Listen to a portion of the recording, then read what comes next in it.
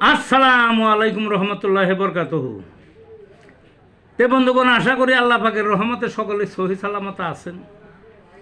তে কবি Gazi Akkas Ali YouTube channel 017140885009 এর পক্ষ থেকে আপনাদের সকলের প্রতি রইল একান্ত আন্তরিক শুভেচ্ছা ভালোবাসা।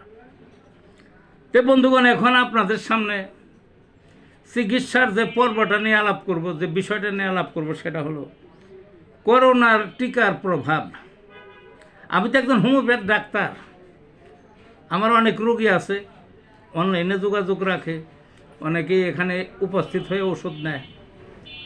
শুধু স্থানীয় রোগী তা না, দেশের বিভিন্ন প্রান্ত থেকেও যোগাযোগ করে এবং আসে তারা এখানে ওষুধ নিতে, চিকিৎসা নিতে। তে আমার বিষয়টা হলো করোনার টিকার প্রভাব।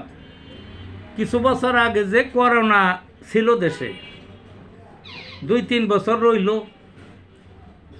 অনেক মানুষ মরল।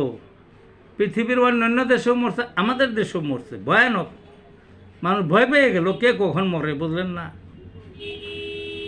এবং পৃথিবীর বিভিন্ন দেশের স্বাস্থ্য বিজ্ঞানীরা, চিকিৎসা বিজ্ঞানীরা ওষুধ আবিষ্কার করলেন, কিন্তু তাদেরও দোষ দেব না আমি, কারণ তখন ছিল তাড়াতাড়ি মানুষ বাঁচানো। সেই জন্য পূর্ণাঙ্গ পরীক্ষা নিরীক্ষা করতে অন্তত কয়েকটা বছর লাগে, বেশ কিছু বছর লাগে। বিভিন্ন মানুষের দেহে পরীক্ষা করে সেই ওষুধটা তারপর দেখে যে পার্শ্ব প্রতিক্রিয়া কী, খারাপ প্রতিক্রিয়া কী, আস্তে আস্তে সেগুলো শনাক্ত করে, সেগুলো পরিহার করে তারপরে বিশুদ্ধ ওষুধ বানায়, যাতে কোনো পার্শ্ব প্রতিক্রিয়া না হতে পারে। কিন্তু তখন ছিল জীবন বাঁচানোর কথা ছিল, তাই ওই পরীক্ষা করার পর্যাপ্ত সময় তারা পান নাই।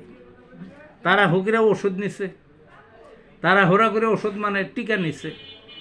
অধিকাংশ মানুষে, বিশেষ করে যারা সরকারি বা বেসরকারি চাকরি করতেন, তাদের ছিল বাধ্যতামূলক। তাছাড়া ওই প্রতিষ্ঠানেই তাদের রাখবে না, চাকরি থাকবে না। তারা নিচে 4টা না 5টা পর্যন্ত টিকা নিছে। আর এমনিও মানুষের নিচে তার, এবং কেউ কেউ নেয়ও নাই। কিন্তু আমার যে প্রসঙ্গটা, এই যে টিকাটা নিল, তার পার্শ্ব প্রতিক্রিয়া পরে দেখা গেছে এবং বর্তমানে মারাত্মকভাবে আছে। আমি চিকিৎসক অর্থাৎ ডাক্তার হিসাবে বলতেছি, আমার কাছে যে রোগী আসে বা অসুবিধাটা বলে, আগে যে রোগগুলো এই হোমিওপ্যাথিকের ওষুধে সচরাচর ভালো হইতো, কিন্তু এখন হয় না।